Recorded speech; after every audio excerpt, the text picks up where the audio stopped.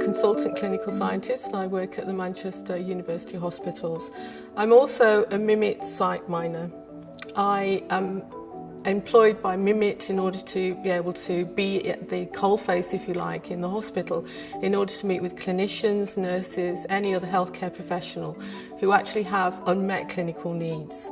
And the idea is to bring back into the MIMIT community who have a network of people, of experts, of scientists, engineers and other researchers who can help to provide a solution.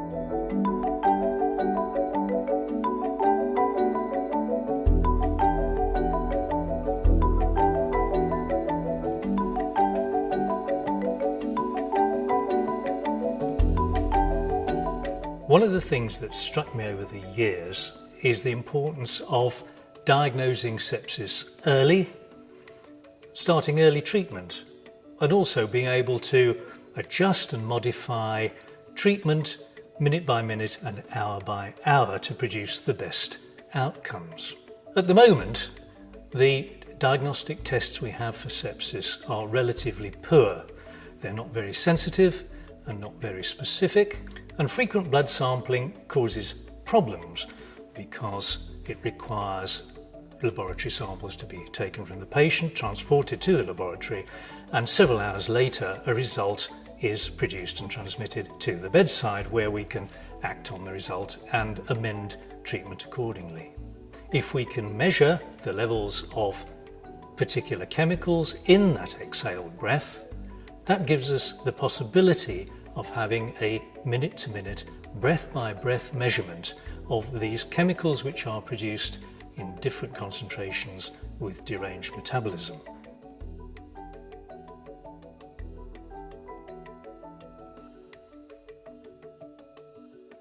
I was aware of a relatively similar problem having been solved in microbiology by people who wanted to measure the uptake and efflux of gases by microbial fermentations, such as in which you make beer and so forth.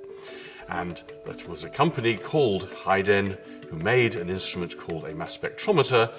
It seemed to me, therefore, that the solution to Nigel's problem was already at hand, and it only needed modifications to apply it to a patient rather than a fermenter, and we ought to be able to solve the problem. So we decided that it would be valuable if we could set up a research project using healthy volunteers who would exercise beyond their anaerobic threshold so that their muscles would be short of oxygen and measure in their exhaled breath a spectrum of target biomarker volatile organic molecules.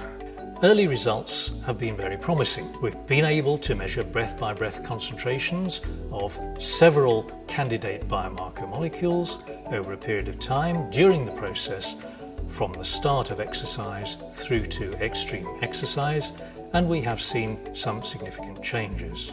MIMIT has beneficially enabled us through facilitated funding to carry out this project to a rapid timescale, hopefully also acting as a springboard for future larger research grant applications to take the project forward to its next stage. We're hoping that with MIMIT's help we will be able to carry on and take this research into a clinical area, in particular into the intensive care environment, and we'll be able to produce something which may be useful even more for patients in the future.